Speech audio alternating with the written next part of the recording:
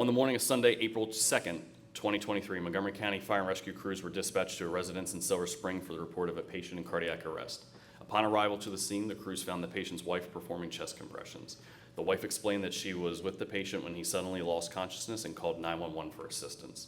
Answering her call for help was the Emergency Communications Center.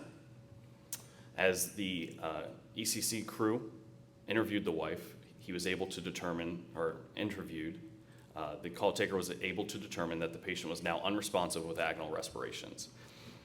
Call taker had the wife move the husband to the floor and begin chest compressions per instructions. The wife continued to provide chest compressions until the arrival of MCRS crews.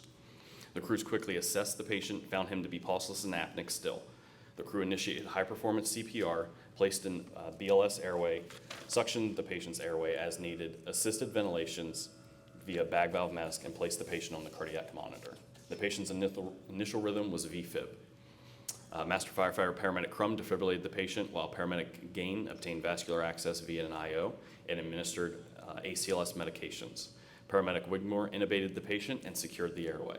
During subsequent pulse checks, the patient remained in VFib and was defibrillated 3 additional times until converting to a sinus rhythm with a return to spontaneous circulation. The patient had strong, palpable pulses with some respiratory effort noted. The crew worked together to obtain vitals and a 12 lead, which were then transmitted to Holy Cross Hospital. The patient was stabilized and packaged for transport. During transport, the patient began to have spontaneous movements and improved respiratory effort. Upon arrival to Holy Cross, patient care was transferred to the emergency room staff. The patient was stabilized and moved to the intensive care unit before being transferred to Johns Hopkins Cardiac Care Unit. While at Hopkins, the patient's condition was monitored. He was extubated on April 4th and his mental status improved. The patient received an automatic implanted cardioverter defibrillator on April 11th.